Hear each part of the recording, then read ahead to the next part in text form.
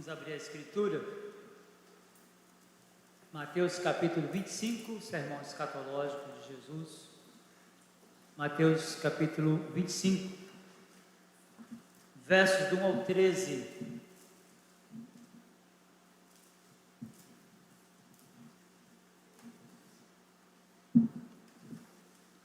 Mateus capítulo 25, você que está em casa, abre aí a sua Bíblia, nós vamos expor essa passagem,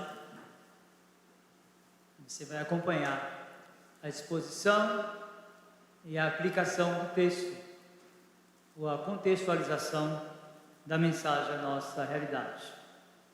Acompanhem comigo a leitura dessa porção da Palavra de Deus. Então o reino dos céus será semelhante a 10 virgens, que tomando as suas lâmpadas saíram a encontrar-se com o noivo. 5 dentre elas eram nécias e 5 prudentes.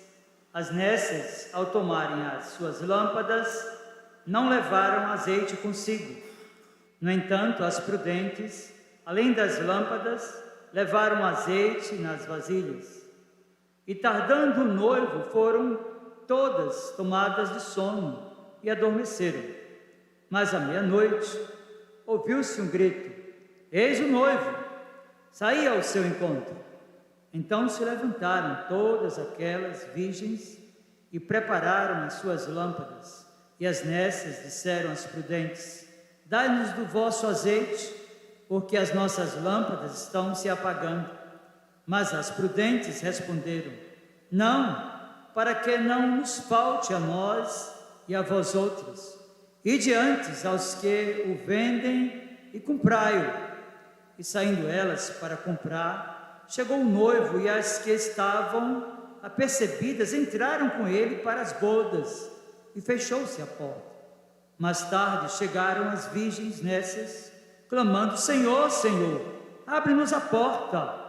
Mas ele respondeu: em verdade vos digo, que não vos conheço. Vigiai, pois, porque não sabeis o dia nem a hora. Feche seus olhos, vamos orar mais uma vez ao Senhor. Meu Senhor, em nome de Jesus, teu bendito Filho, o provedor do pacto, da aliança, do concerto, no qual fomos inseridos por promessa tua no passado. Deus, nós somos povo do teu redil, ovelhas do teu pastoreio, e carecemos de ouvir a tua voz. E nós viemos à tua casa nessa noite, porque queremos ouvir o Senhor falar conosco, e o Senhor nos prometeu que nos falaria pela palavra, e tão somente por ela. Por isso, Senhor, assim como o lavrador que seleciona a sua semente, prepara a terra para lançá-la, aguardando com expectativa a produção dos seus frutos, nós também te pedimos que prepares o nosso coração com uma terra bem arada e preparada, para que a boa semente, a semente santa, ao ser lançada, produza os frutos designados pelo Senhor, para o louvor, para a honra e para a glória de nosso Senhor Jesus Cristo, por quem oramos. Amém.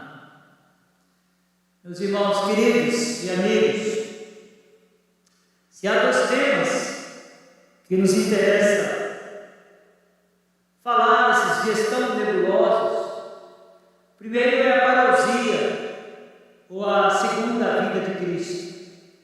Nos parece que há de fato um cenário sendo montado para a vinda do nosso Senhor Jesus. E as ocorrências e todos os rumores que nós temos no registro do sermão escatológico nos parece estar em pleno e franco cumprimento. De fato, nós precisamos estarmos atentos, que assim como no passado, na experiência de Noé, após a porta da arca ser fechada pelo próprio Deus, aqueles que não entraram foram consumidos pelas águas diluvianas.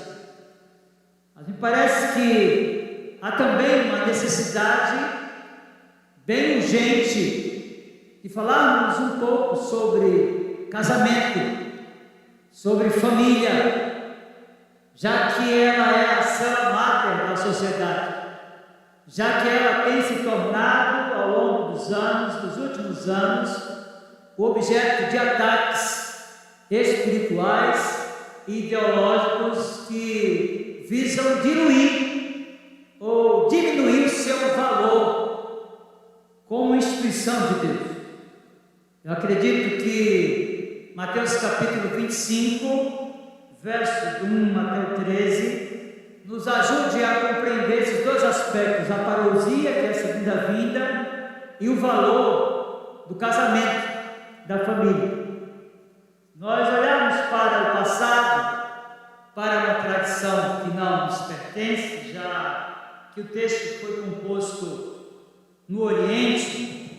Nós vamos perceber que o casamento cumpriu definitivamente o seu papel de um fato social, cuja celebração desempenhou no passado uma simbologia acomodada na Escritura, cuja realidade encontra-se na relação do Deus do pacto com o seu povo. Nós olhamos para esta passagem, é isso que nos vem à mente. Nos vem à mente também o valor religioso e social dessa festa no passado, confirmado primeiro pelo ajuntamento, já que todos, disse um rabino, dos 6 anos aos 60 anos, seguirão o tambor nupcial. De fato, o casamento foi no passado, na tradição dos judeus, uma grande celebração. Mas há um outro aspecto aqui que nos compete falar, que é o desprendimento. Os rabinos reconheciam que qualquer homem podia abandonar, inclusive, o estudo da lei para participar da alegria das festas ou da festa das bodas. Então nós já temos o primeiro elemento, que é o ajuntamento, nós temos o segundo elemento, que é o desprendimento, mas há um terceiro elemento que envolve o casamento, numa perspectiva do pacto ou da aliança, que é a teologia. Meus irmãos queridos, o casamento, em seu sentido imediato, estava dirigido a sua simbologia aos judeus, já que eles eram o povo da aliança, e toda a sua história deveria ter sido uma preparação para a vinda do Senhor Jesus Cristo, e eles deveriam estar atentos e preparados para recebê-lo quando ele chegasse. É sobre isso que o Senhor Jesus está falando aqui. Você deve ter percebido na leitura de Mateus capítulo 13, capítulo 25, versos do 1 ao 13, que o texto, ele consiste nesta descrição desta festa, desta celebração emblemática, simbólica, mas também literal. Então, para a melhor compreensão dessa passagem, inicialmente nós precisamos de olhar para o texto e perceber que ele consiste em um gênero literário que deve ser respeitado na sua interpretação, já que se trata não de uma narrativa, mas de uma parábola. E é muito comum na igreja, quando se fala sobre parábola, ter uma definição muito reducionista. Quando a Bíblia fala sobre parábola, nós devemos lembrar que ela está afirmando para nós e nos ensinando que haviam 3 tipos de parábolas. A primeira são as parábolas chamadas autênticas. Essas usam como ilustração um fato comum do dia a dia e são facilmente compreendidas por qualquer que os ouça. É simples traduzir uma parábola autêntica, já que se encontra ali uma história real. Segundo, há histórias em formas de parábolas, ou seja, diferindo das parábolas autênticas, a história em forma de parábola não se relaciona com uma verdade óbvia, ou com um costume geralmente aceito, mas pode trazer alguma coisa que aos nossos olhos seja inusitado. Mas por fim, ainda definindo esses 3 tipos de parábola, nós devemos pensar também que há ilustrações em forma de parábolas. E as ilustrações são histórias ilustrativas registradas no Evangelho de Lucas e são geralmente classificadas como histórias que servem de modelo ou de exemplo. Ou seja, é uma história que é contada para trazer significados espirituais para aqueles que estão a ouvir. O texto de Mateus capítulo 25, versos do 1 até o 13, é uma parábola que nós definimos como autêntica, e é, portanto, uma história real, com implicações e responsabilidades espirituais. E Cristo vai usar da figura do próprio casamento. O que é interessante é que Jesus está comparando a parousia, ou seja, a sua segunda vinda, com uma história de 10 damas de honra, que de acordo com o costume nupcial da época, se preparavam para aguardar a chegada do noivo. E me chama a atenção aqui, que na descrição dessa parábola, 5 moças eram displicentes, e 5 eram definidas como prudentes ou previdentes. As displicentes tinham apanhado as suas lâmpadas, mas deixaram de levar o óleo para abastecê-lo. Toda a história gira em torno dessas lâmpadas. E há uma simbologia aqui, já que o noivo estava atrasado para seu encontro com a noiva, e a demora desse noivo pode ter sido ocasionada por questões em que ele estava buscando pagar o dote, já que o casamento no Oriente, em alguns lugares até os nossos dias, exige o pagamento de um dote. Então Cristo utiliza desta ilustração, e enquanto esperavam, as damas de honra ficaram sonolentas e acabaram adormecendo. O que nós percebemos é que tanto as prudentes quanto as nécias, todas elas dormiram. Me parece que o tempo passou muito rapidamente, mas de repente, diz o texto, apareceu o noivo. E o Senhor Jesus diz: eis o noivo, saí ao seu encontro.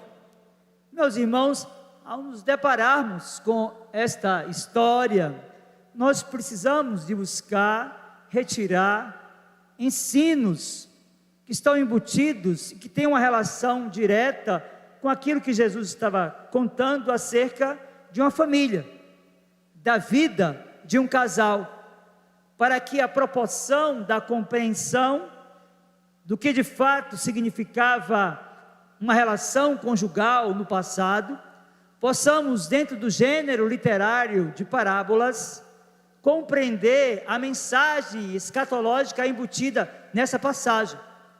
Mas para tanto, eu quero conversar com vocês nessa noite acerca de como tornar visível na relação conjugal princípios da aliança de Deus com o seu povo.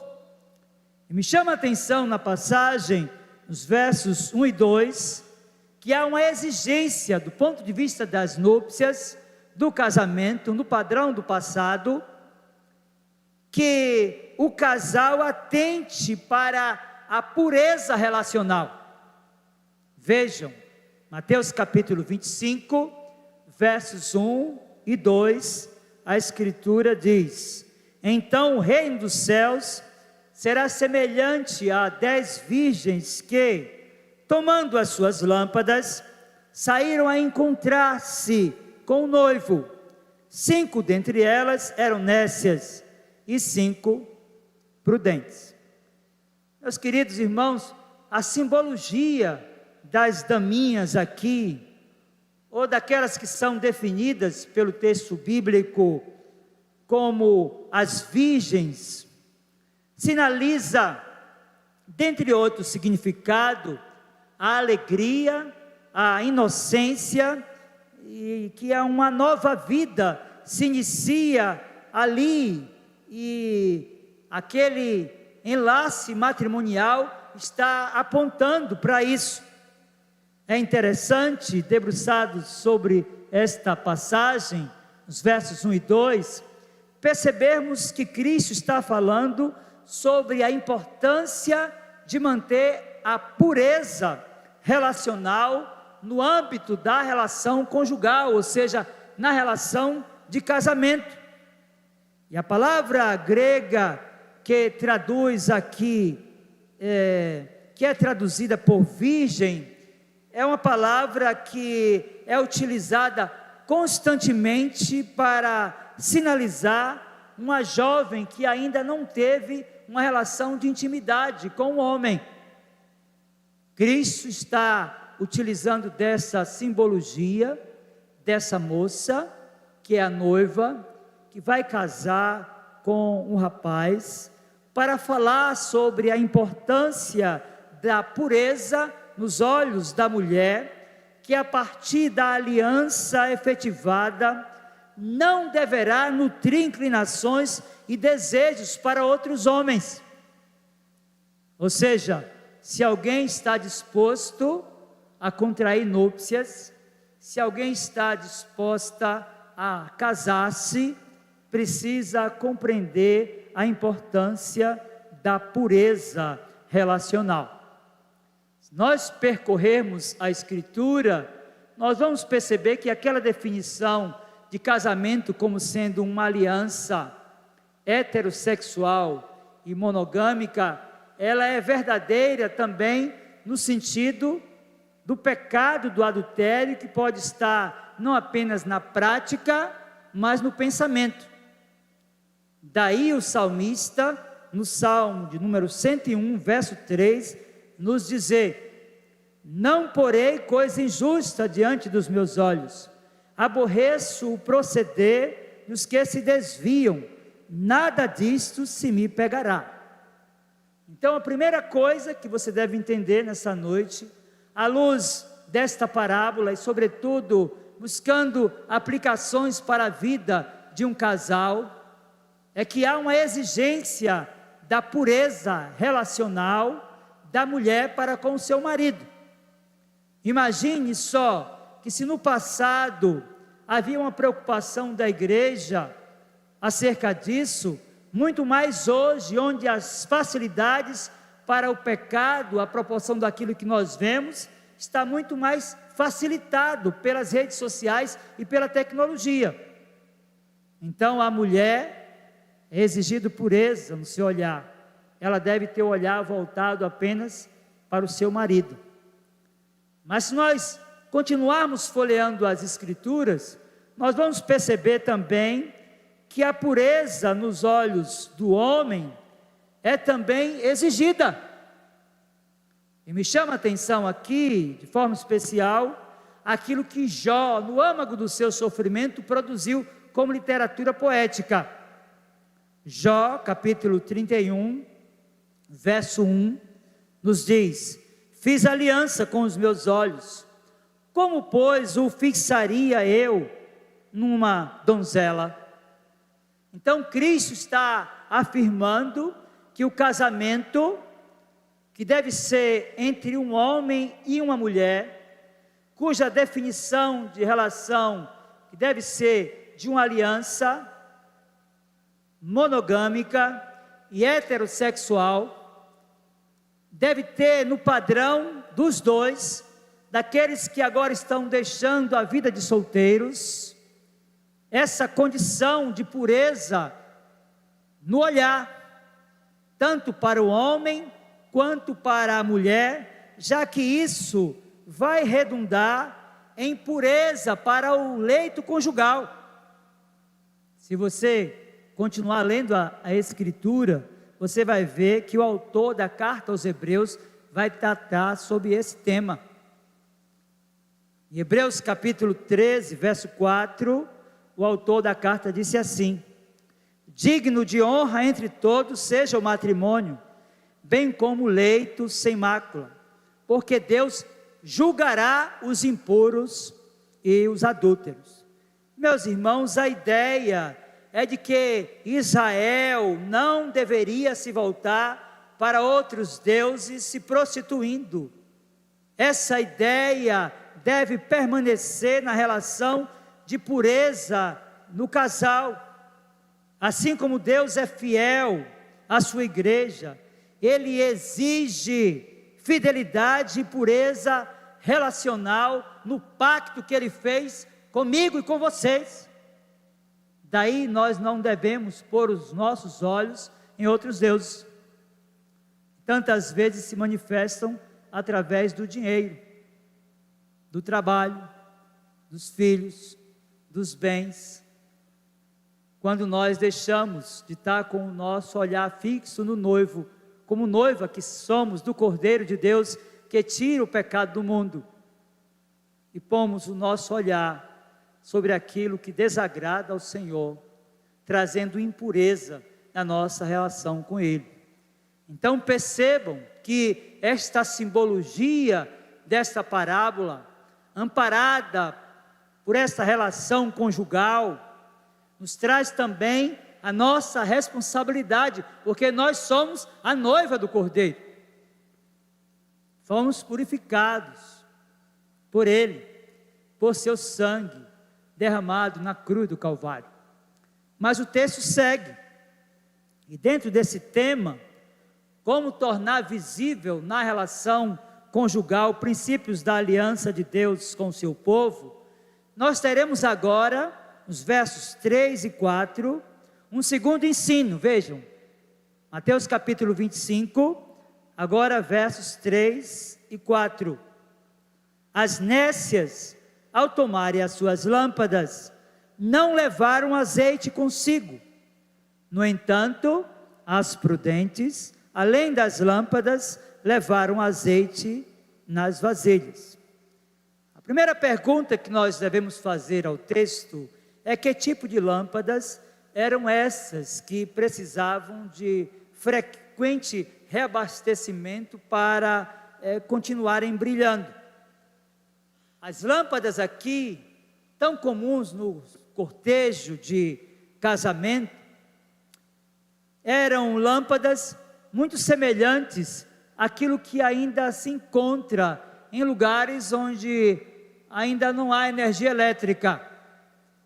Na minha cidade, no passado, se usava muito a figura do Zé Gás. O Zé Gás era uma espécie de lata de óleo de soja, com um pavio em cima, e aquilo ficava a noite inteira aceso. Você acordava de manhã com o nariz e o ouvido todo preto. Isso aqui é uma ilustração talvez barata, viu? Para você entender que as lâmpadas que faziam parte do cortejo precisavam do querosene. No caso aqui, na simbologia, o óleo. O outro elemento que nós temos aqui e que nós precisamos de compreender é exatamente esta figura do óleo. O que é que o óleo está a indicar aqui? O óleo aqui está sinalizando a figura da terceira pessoa da Trindade, o Espírito Santo.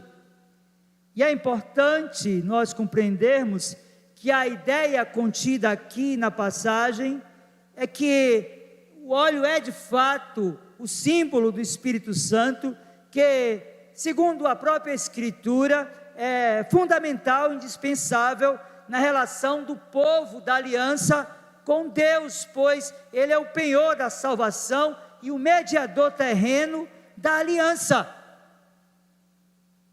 Ele é também o meio pelo qual o casal e a própria igreja está vinculada. Nós sabemos que nós estamos vinculados uns aos outros no vínculo do Espírito. Estamos no mesmo corpo, o organismo vivo, que é a igreja do Senhor Jesus Cristo, e fomos unidos uns aos outros por meio do Espírito. Então o Espírito é essa liga que mantém o casal de pé, o Espírito é essa liga que mantém a igreja unida em um só propósito de glorificar o Redentor. Meus queridos, quando falta o óleo, falta também a alegria no casamento, já que o fruto do Espírito é a alegria. E um casamento, ele começa a morrer, uma família começa a ser diluída, quando o homem já não consegue mais encontrar significado, nem alegria na sua esposa. E quando a esposa, de igual modo, ela não consegue mais ver graça no seu marido. Cristo está utilizando desta simbologia para falar sobre a importância do Espírito Santo na vida do casal e para falar sobre o Espírito Santo como símbolo de alegria que vai apontar para a nossa relação com Ele. E é interessante como esta parábola, ela tem toda a relação com o pacto e com a aliança que o Senhor fez conosco. Nesta aliança, nesse pacto, quando permanecemos firmes, buscando a graça do bendito Redentor e Salvador Jesus Cristo, vivendo segundo o padrão da Escritura, aperfeiçoando o nosso ser e caráter através dos meios de graça, nós temos alegria em tomar a Escritura para ler. Nós temos alegria em nos dobrar logo nos primeiros momentos da manhã para suplicar a Deus a sua bênção sobre a nossa vida e a nossa casa. Nós temos alegria em nos deslocar da nossa casa para vir para as celebrações na igreja do nosso Senhor Jesus Cristo. Mas quando tudo isso falta, o que impera é a tristeza. A tristeza na vida do casal, a tristeza na vida da família e a tristeza na vida da igreja. Meus queridos, percebam como esta simbologia, ela se aplica também na relação de Deus como marido no passado e a Israel como a igreja do nosso Senhor Jesus Cristo. Se você rapidamente folhear a sua Bíblia lá no Salmo 51, você vai ver que quando os meios de graça são negligenciados, e quando o pecado invade o coração de alguém ou a família, logo essa vibração boa, essa alegria tão comum, pelas questões espirituais se esvai. Daí a declaração de Davi, no Salmo 51, restitui-me a alegria da tua salvação. Se você é a noiva do Cordeiro, você precisa, como igreja, ter alegria de ter essa relação com o noivo. Porque o noivo, na simbologia do casamento, do homem que é o sacerdote, que é o cabeça da família, ele é o provedor do pacto. E nessa provisão, ele dá para a noiva tudo quanto ela necessita para uma vida saudável. Daí Cristo utilizar essa figura de linguagem da parábola para nos trazer ensinos tão preciosos, tanto para a nossa vida enquanto casal e família, quanto para a nossa relação com Ele. Mas há um terceiro ensino nesta parábola, Mateus capítulo 25, vejam agora versos do 5 ao 13, caminhando para o final da exposição. Mateus capítulo 25, agora a partir do versículo 5 e até o 13, a palavra de Deus nos diz assim: E tardando o noivo, foram todas tomadas de sono e adormeceram. Mas à meia-noite ouviu-se um grito: Eis o noivo, saí ao seu encontro. Então se levantaram todas aquelas virgens e prepararam as suas lâmpadas. E as nécias disseram às prudentes: Dai-nos do vosso azeite, porque as nossas lâmpadas estão se apagando. Mas as prudentes responderam: Não, para que não nos falte a nós e a vós outras. Ide antes aos que o vendem e comprai-o. E saindo elas para comprar, chegou o noivo, e as que estavam apercebidas entraram com ele para as bodas, e fechou-se a porta.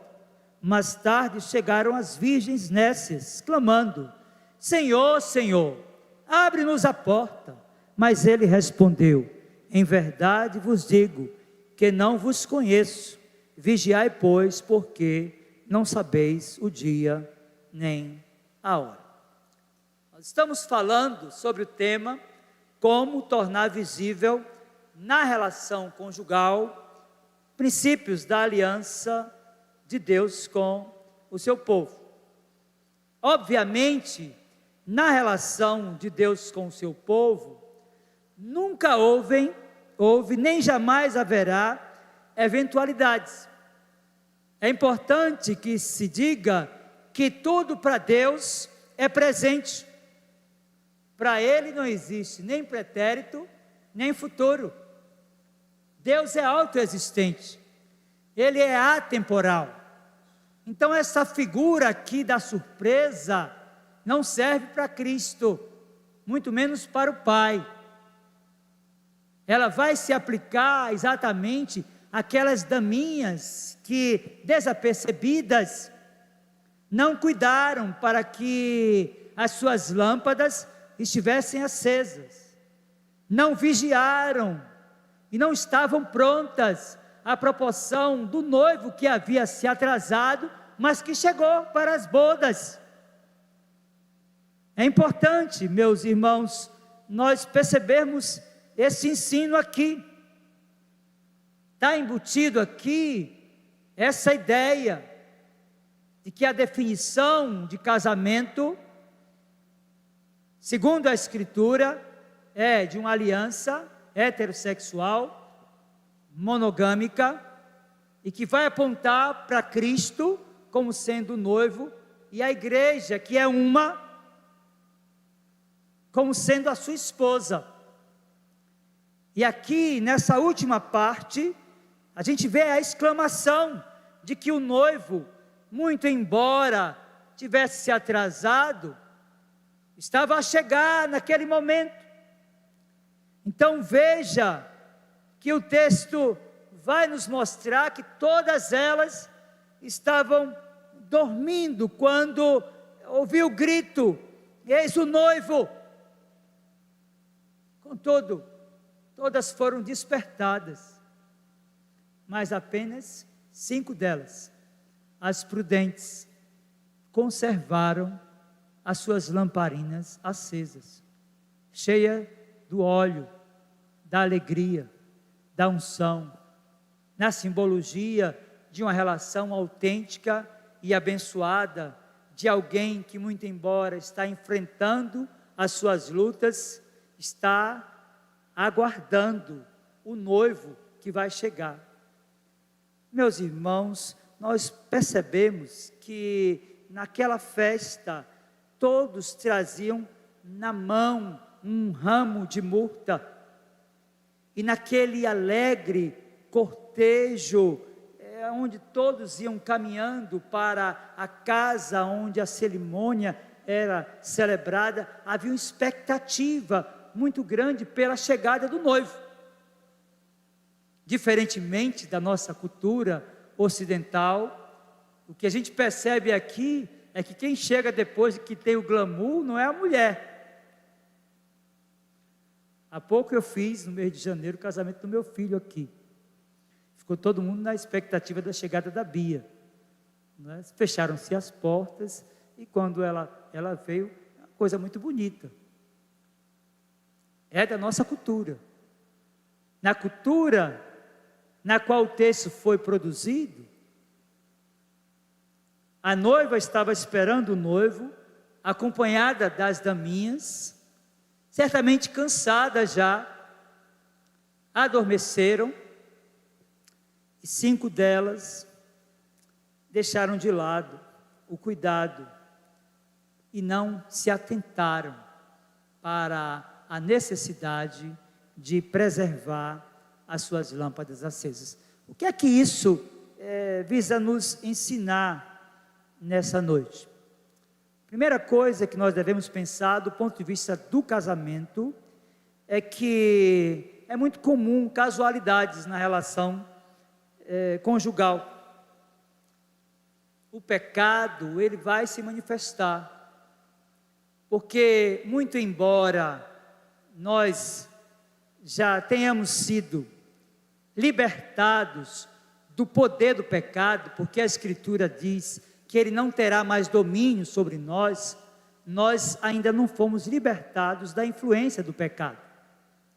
Então, na relação conjugal, é comum que não somente a noiva, mas o próprio noivo possa, em algum momento, desagradar o seu cônjuge.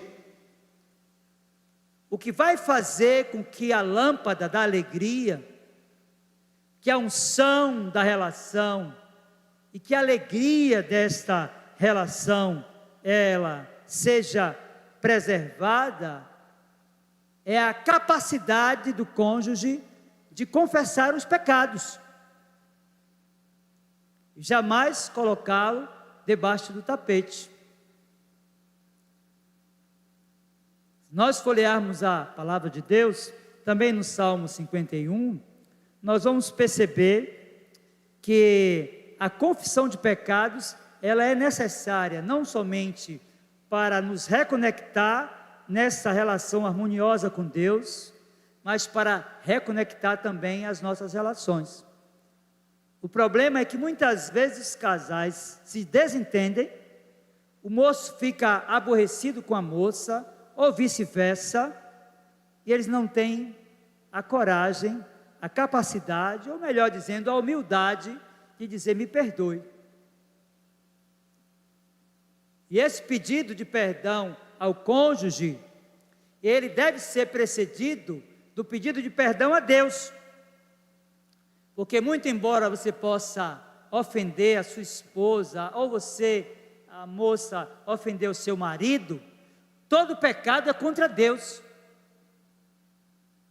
Essa é a definição que nós temos no Salmo 51, verso 4. Pequei contra ti somente, e fez aquilo que é mal perante os teus olhos, de maneira que serás tido por justo no teu falar e puro no teu julgar.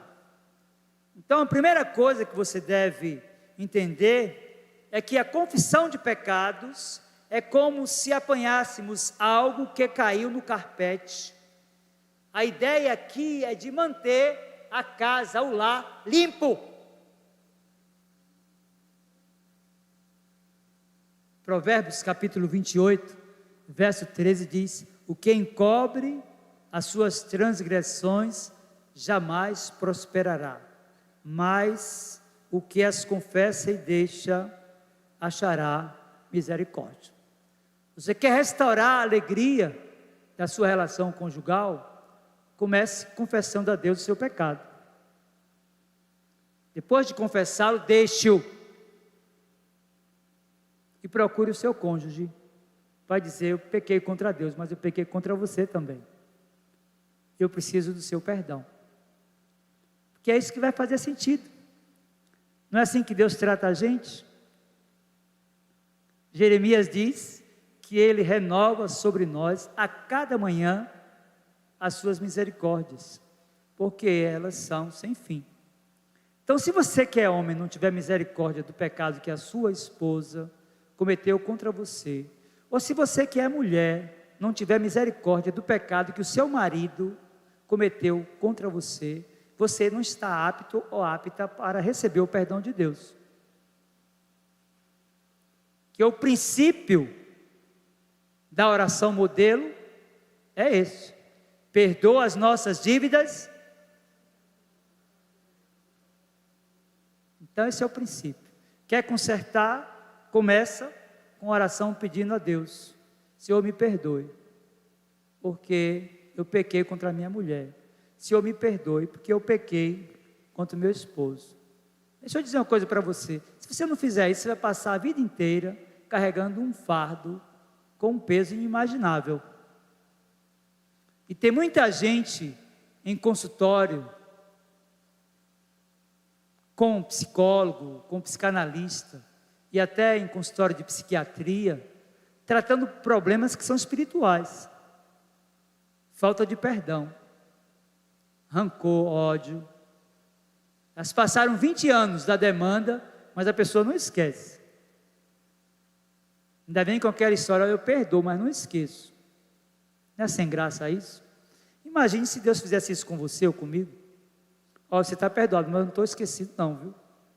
Qualquer hora eu vou jogar um raio na sua cabeça.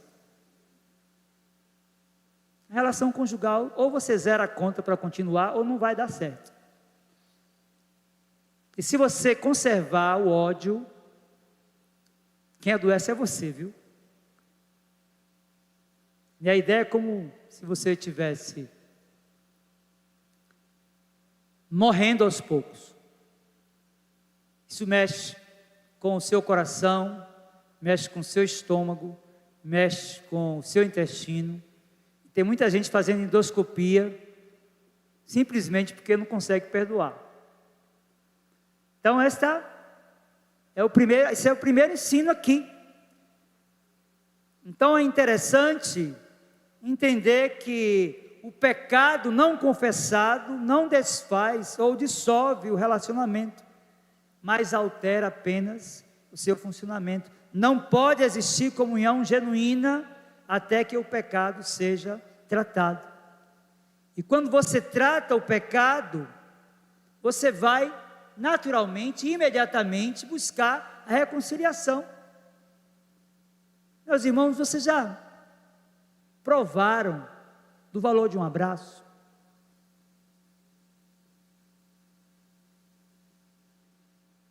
Tem muita gente que sofre falta de um abraço. É incalculável o valor de um abraço.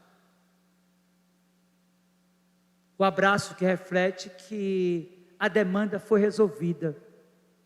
E que aquela pessoa que você nutria ódio no seu coração, agora não tem mais demanda com você, nem você tem demanda contra ela. Então, se perdoou, naturalmente o que se busca é reconciliar. Me perdoe, eu te amo, e eu quero viver bem com você, porque é assim que Deus fez comigo. É isso que Cristo está ensinando aqui. Meus irmãos, se a gente não entender isso, todo o nosso esforço é vão. Tiago, irmão do Senhor, no capítulo 5, verso 16 da sua epístola, diz: confessai, pois, os vossos pecados uns aos outros e orai uns pelos outros para serdes curados. Muito pode, por sua eficácia, a súplica do justo. É importante nós compreendermos que na relação conjugal, não há apenas a necessidade de perdoar, mas de buscar imediatamente a reconciliação. E não se deve pensar que após reconciliados, as coisas estão resolvidas. Essa ideia de casamento perfeito é uma mentira. Todo casamento tem demandas para serem tratadas. São pessoas diferentes, criadas em lugares diferentes, em famílias diferentes, com projetos de vida diferentes, que se juntam para dividir o espaço e, como diz o ditado, a mesma escova. Então, qual é o remédio? Qual é a receita para manter as coisas em ordem? Primeiro, nunca se separem até que as coisas estejam resolvidas. Você consegue entender que há conexão aqui da sua relação conjugal na sua relação com Deus?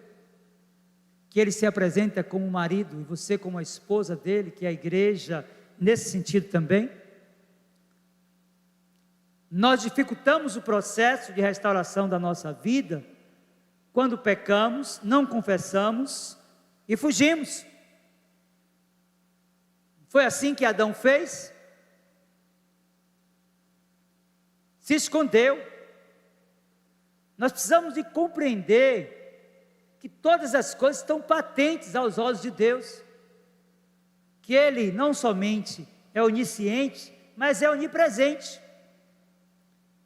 que não há como você se esconder dele.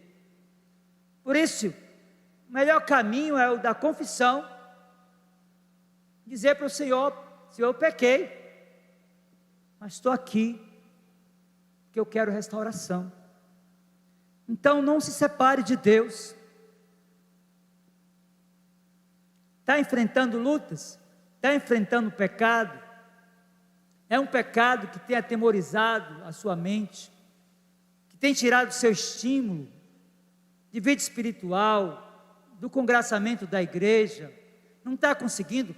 Procure uma pessoa, o líder da sua igreja, alguém que você tenha confiança, o seu pastor. Diga para ele: pastor, eu preciso de ajuda, de oração, porque isso serve para o casamento e serve para a nossa relação com o Senhor.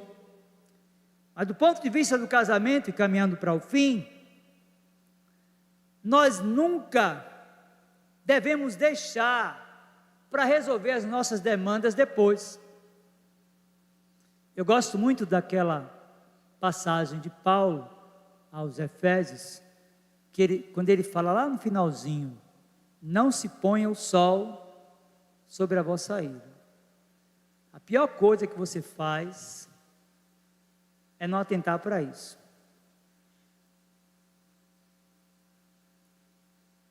Vai para a cama, tem alguns que nem vão. Pega o travesseiro debaixo do braço, toma outro rumo. Quando não sai para fazer besteira. Tem que resolver a demanda.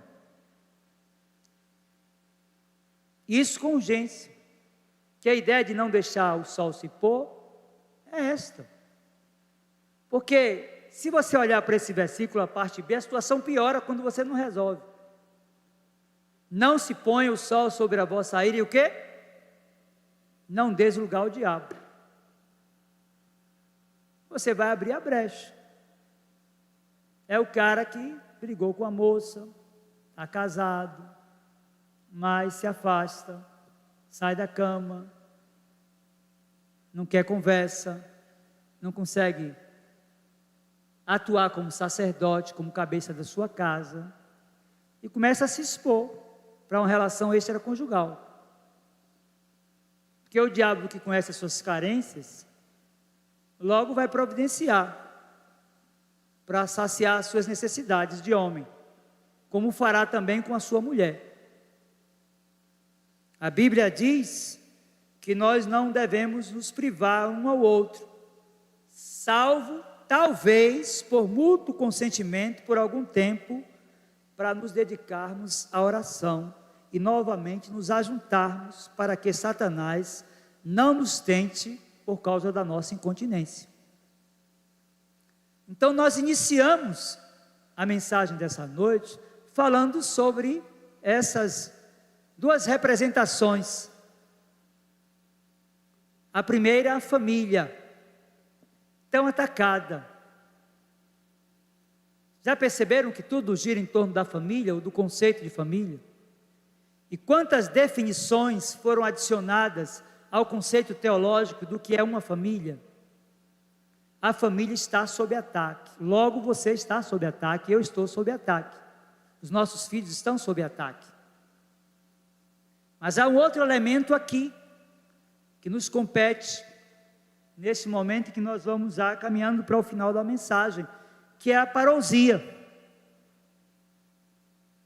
Porque a vigilância começa em casa, na sua relação conjugal. E é isso que vai lhe fortalecer, para que a sua lâmpada esteja cheia de óleo, para que quando as trombetas tocarem, e alguém disser, eis o noivo, você esteja preparado para se encontrar nas bodas do Cordeiro, e estar para sempre com Ele.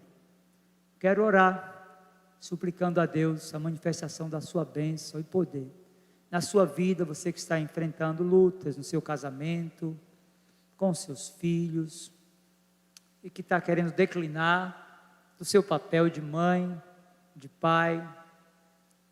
Você que, sendo filho também, tem demandas que não são solucionadas, e não quer mais cumprir o 5º mandamento, honrar o seu pai e a sua mãe, para que se prolongue os seus dias aqui na terra. Quero orar também por você, e orar por você que está como aquelas virgens, na linguagem do recôncavo, com seus regais, não é? Sem o querosene, ou com a sua lâmpada sem óleo. Fique de pé, nós vamos orar, encerrando o culto nessa noite. Meu Senhor, em nome de Jesus, bendito para sempre seja o teu nome. Nós te louvamos pela riqueza da tua palavra, como ela é maravilhosa, como ela nos adverte dos riscos que corremos na nossa família e na nossa relação contigo. Que cada texto lido, cada palavra falada, encontre guarida no coração dos meus irmãos, daqueles que estão aqui e daqueles que acompanham pela internet, para que sejam fortalecidos na força do teu poder, e para que Cristo, nosso Redentor e Supremo Pastor, seja glorificado e honrado. Em nome dele nós oramos. Amém. Recebam a bênção, irmãos. Que a graça do Senhor Jesus, o amor de Deus, o nosso muito bondoso Pai, o poder, a comunhão e as consolações do Santo Espírito de Deus sejam sobre vós, irmãos, e sobre vós repouse. Assim vos abençoe o Deus Pai, Filho e Espírito Santo. Amém. Podem sentar, meus irmãos. Não sei se tem aviso. Presbítero Davi, tem aviso? Tem não? As irmãs da SAF, pois não? Cardozinho.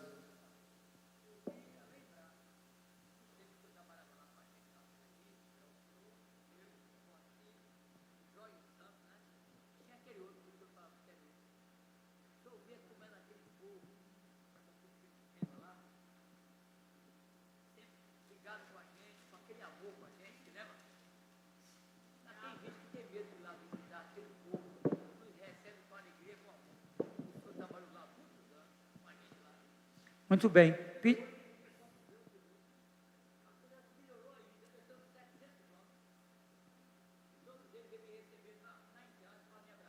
Amém. Tá bom. Então, pedir os irmãos que estejam orando pelo trabalho do presídio. Lá na congregação tem o Disseu, que está firme também no trabalho. Tá bom? Uma boa noite.